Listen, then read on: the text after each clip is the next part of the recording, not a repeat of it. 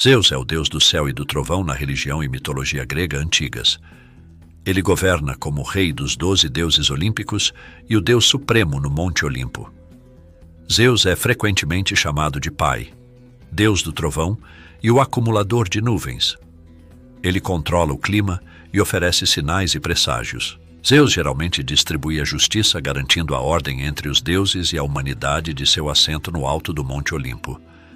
Nos hinos homéricos, ele é aclamado como um pai do céu, que é o chefe dos deuses, e que atribui papéis aos outros. Mesmo os deuses que não são seus filhos naturais se dirigem a ele como pai e todos os deuses se levantam em sua presença, escreveu Hesíodo. Zeus foi equiparado a muitos deuses meteorológicos estrangeiros, permitindo que o viajante e geógrafo Pausanias observasse que Zeus é rei no céu é um ditado comum a todos os homens. Zeus é um deus dos céus e do clima, deus da chuva, Ombrios, coletor de nuvens, Nefelegereta, deus das nuvens negras, Kelainefes, deus trovejante, Erigdopus, deus lançador de raios, Keraunóbolos. Zeus é considerado o responsável de uma forma surpreendentemente direta pelos fenômenos climáticos. Era comum ver Zeus chovendo, como uma personificação do evento. Zeus não manda chuva, ele mesmo é quem chove. Zeus controla o tempo, então as mudanças no clima podem ter um significado e cair na categoria de diosemia ou um sinal de Zeus. Zeus chove, e do céu desce uma grande tempestade, e os riachos estão cheios de água, escreveu Alcaeus. Na obra As Nuvens, de Aristófanes, o personagem Strepsiades é confrontado por um Sócrates sofista e não consegue entender como o filósofo podia afirmar que Zeus não existia. Sócrates pergunta: que Zeus? Não fale bobagem comigo, não existe Zeus. Mas Strepsiades contesta: que é que você está dizendo? Quem chove então? Explique isto antes para começar. A tempestade é particular a ele. São a tempestade de Zeus ou as rajadas de neve de Zeus. E as nuvens são de Zeus, e os raios de sol também são de Zeus. O Zeus homérico reúne as nuvens e, junto com os relâmpagos, tendo os ingredientes para todos os tipos de tempestades, especialmente aquelas que surgem de um céu claro ou se aglomeram em torno de uma montanha como as nuvens de chuva, demonstrando, sem dúvida, que há um grande Deus em ação. O lar natural de Zeus é, justamente, os picos de montanhas onde as nuvens se aglomeram, pressagiando uma tempestade ou aguaceiro. Em Homero, nada menos que 26 epítetos ligam Zeus a trovões e relâmpagos. Na maioria das vezes, ele é Erigdopus, uma palavra retumbante que significa algo como muito trovejante, e terpiqueraunos, regozijando-se no relâmpago. A eletricidade do céu é impressionante e convida ao culto. Os lugares onde o raio caía eram considerados muito especiais e praticamente materializavam o Deus descendo. Embora suas tempestades sejam visíveis, não se deve ignorar sua serenidade. Zeus vive no Éter, a brilhante atmosfera superior, ígnea e brilhante, acima das nuvens. E se ele é responsável pelas chuvas, ele também é responsável pelas secas que ocorrem por falta delas. Das chuvas e das secas, Zeus é o administrador. Os símbolos de Zeus são o raio, a águia, o touro e o carvalho. Diodoro Sículo escreveu que Zeus também era chamado de Zen, porque os humanos acreditavam que ele era a causa da vida. É por esta razão, escreveu ele, que também lhe foram dados os nomes de Zen, porque na opinião da humanidade ele é a causa da vida, Zen, trazendo como ele faz os frutos à maturidade ao temperar a atmosfera. Pai, por causa da preocupação e boa vontade que ele manifesta para com toda a humanidade, bem como porque ele é considerado a primeira causa da raça dos homens. Altíssimo e Rei, por causa da preeminência de seu governo. Bom conselheiro e onisciente, por causa da sagacidade que ele manifesta ao dar conselhos sábios. Já Lactâncio escreveu que ele era chamado de Zeus e Zen, não porque ele é o doador da vida, mas porque ele foi o primeiro que viveu dos filhos de Cronos. Zeus era chamado por vários nomes ou sobrenomes alternativos, que são conhecidos como epítetos. Alguns epítetos são os nomes sobreviventes de deuses locais que foram consolidados no mito de Zeus. Na Teogonia de Hesíodo, é relatado que Gaia, a deusa mãe terra, deu à luz os ciclopes, chamados de Brontes, Esteropes e Ardes, que futuramente dariam a Zeus o trovão e que também fizeram o raio. Os ciclopes eram como os deuses em quase tudo, mas apenas um olho foi colocado no meio de suas testas. Então Gaia deu à luz novamente. De seu casamento com Urano nasceram mais 3 filhos grandes e corajosos, chamados de Cotus, Briários e Guias. Eles tinham 100 braços e 50 cabeças e possuíam força e forma descomunais. Mas de todas as crianças que nasceram de Gaia e Urano, a terra e o céu, estas eram as mais terríveis, e elas foram odiadas pelo seu próprio pai desde o primeiro momento. Ele costumava escondê-los num lugar secreto da terra, assim que cada um nascia, e não permitia que eles viessem para a luz. Urano alegrava-se com a sua maldade, mas Gaia gemia por dentro, sendo apertada, e ela pensou numa maneira de se vingar de seu marido cruel. E então ela moldou uma grande foice e contou o seu plano de vingança aos seus filhos. Gaia falou para eles, tentando encorajá-los. Meus filhos, filhos de um pai pecador, se me obedecerdes, devemos punir o ultraje vil de vosso pai, pois foi ele quem pensou primeiro em fazer coisas vergonhosas. Num primeiro momento, o medo apoderou-se de todos eles e nenhum pronunciou uma palavra sequer. Mas o grande Cronos, o astuto, tomou coragem e respondeu à sua querida mãe. Mãe, eu vou empreender esta ação, pois não reverencio o nosso pai de mau nome, pois ele que pensou primeiro em fazer coisas vergonhosas.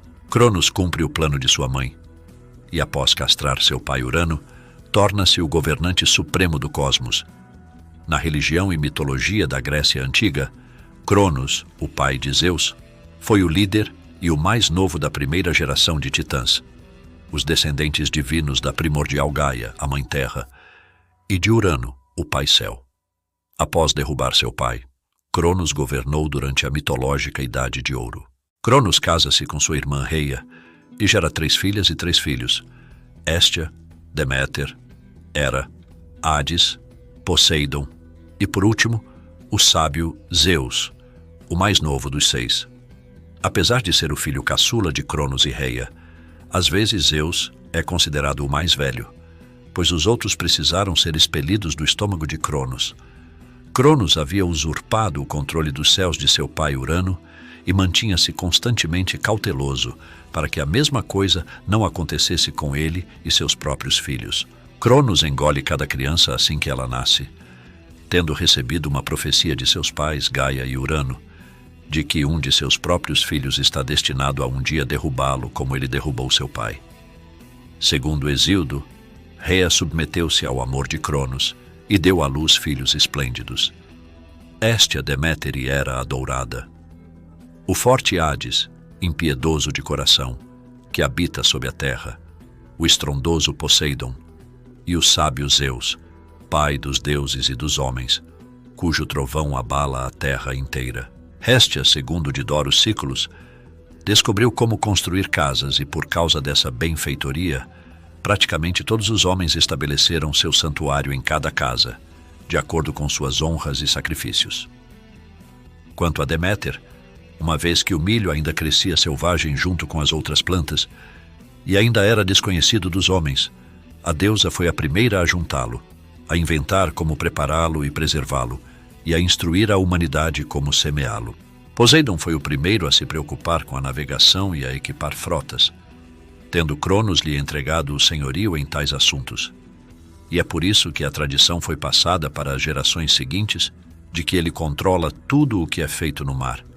E porque os marinheiros o honram por meio de sacrifícios, os homens ainda conferem a Poseidon a distinção de ter sido o primeiro a domar cavalos e a introduzir o conhecimento da cavalaria, Hipiquê. E por isso, ele é chamado de Hípios. Já de Hades é dito que ele estabeleceu as regras que dizem respeito a enterros e funerais e as honras que são prestadas aos mortos, nenhuma preocupação tendo sido dada aos mortos antes desse tempo. E é por isso que a tradição nos diz que Hades é o senhor dos mortos, uma vez que foram atribuídos a ele nos tempos antigos os primeiros ofícios em tais assuntos e a preocupação com eles. Cronos engoliu cada um deles quando saíram do ventre para os joelhos de sua mãe, com a intenção de que nenhum outro dos orgulhosos filhos do céu deveria ocupar o cargo real entre os deuses imortais. Cronos escutou uma profecia da terra e do céu estrelado, Gaia e Urano, de que ele estava destinado a ser vencido pelo seu próprio filho, por mais forte que ele fosse, através do nascimento do grande Zeus. Portanto, ele não se manteve indiferente a essa profecia e engoliu seus filhos. Uma dor incessante apoderou-se de Rhea.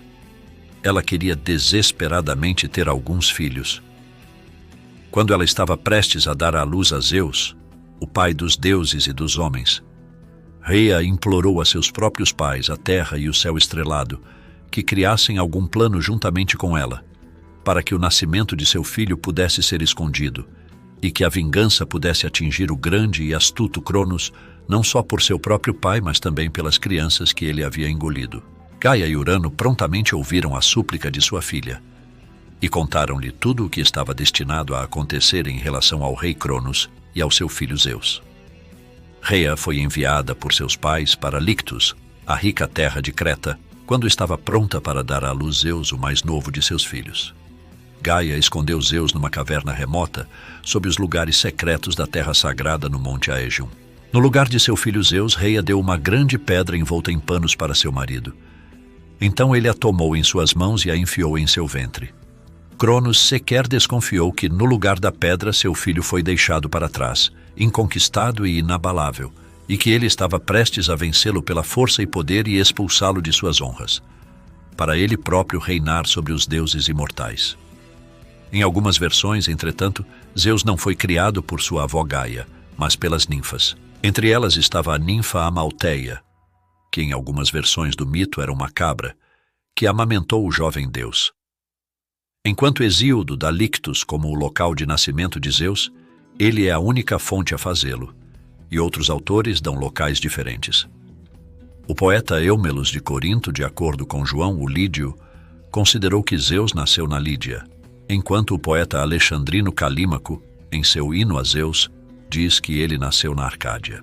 Diodoro e Sículos parece em um ponto dar o Monte Ida como seu local de nascimento, mas depois afirma que ele nasceu em Dicte, e o mitógrafo Apolodoro diz da mesma forma que Zeus nasceu em uma caverna em Dicte.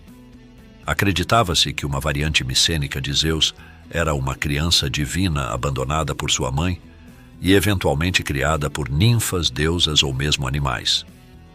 Diodoro Sículos, em relação ao nascimento de Zeus e a maneira como ele veio a ser rei, afirmava que não havia um consenso. Segundo ele, alguns diziam que Zeus sucedeu à realeza depois que Cronos passou de entre os homens para a companhia dos deuses, não vencendo seu pai com violência, mas da maneira prescrita pelo costume e justamente tendo sido julgado digno dessa honra. Mas escreveu Diodoros que outros contaram um mito que é o seguinte: foi entregue a Cronos um oráculo sobre o nascimento de Zeus, que afirmava que o filho que nasceria dele arrancaria a realeza dele pela força. Consequentemente, Cronos repetidamente eliminava os filhos que gerava. Mas Rhea, aflita como estava, e ainda sem poder para mudar o propósito de seu marido, quando ela deu à luz Zeus, escondeu-o em Ide, como é chamado, e, sem o conhecimento de Cronos, confiou a criação dele aos curetes que moravam nas proximidades do Monte Ide. Os curetes o levaram para uma certa caverna, onde o entregaram às ninfas, com a ordem de que elas deveriam ministrar a todas as suas necessidades. As ninfas nutriram a criança com uma mistura de mel e leite e deram-lhe educação no úbere da cabra que foi chamada Amalteia. Segundo ele, são muitas as evidências do nascimento e educação deste deus que permaneceram na ilha. Por exemplo, quando Zeus estava sendo levado, ainda criança, pelos curetes, eles dizem que o cordão umbilical, chamado de Ómfalos, caiu perto do rio conhecido como Tritão, e que este local foi tornado sagrado e foi chamado de Ómfalos após aquele incidente. E no Monte Ide, onde o deus foi criado, tanto a caverna em que ele passava seus dias foi feita sagrada para ele, quanto os prados ao redor dela, que ficam sobre os cumes da montanha, foram da mesma forma consagrados a Zeus. Mas o mais surpreendente de tudo o que o mito relata tem a ver com as abelhas e não devemos deixar de mencioná-lo.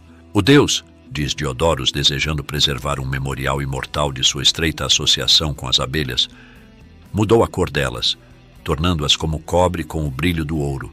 E como a região ficava em uma altitude muito grande, onde ventos fortes sopravam ao redor dela, e nevascas pesadas caíam, ele tornou as abelhas insensíveis a tais coisas e não afetadas por elas, uma vez que elas devem percorrer os trechos mais invernais. Então Zeus Diodorus continua afirmando: superou todos os outros em espírito viril, sabedoria, justiça e nas outras virtudes todas. E como consequência, quando ele assumiu o poder real de Cronos, ele conferiu benefícios do maior número e importância sobre a vida da humanidade. Zeus, segundo ele, foi o primeiro de todos, por exemplo, a estabelecer regras sobre atos de injustiça e a ensinar os homens a lidarem com justiça uns com os outros, a se absterem de atos de violência e a resolver suas diferenças por meio de apelos aos homens e aos tribunais de justiça. Para Diodorus, Zeus contribuiu abundantemente para as práticas que estão relacionadas com a obediência à lei e com a paz, prevalecendo sobre os homens bons pela persuasão e intimidando os homens maus pela ameaça de punição e por seu medo a elas. Zeus também visitou praticamente toda a terra habitada, matando ladrões e homens ímpios e introduzindo igualdade e democracia. O que você achou? Deixe sua opinião abaixo nos comentários.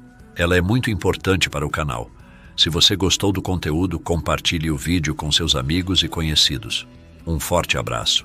Nos vemos em breve. Até lá.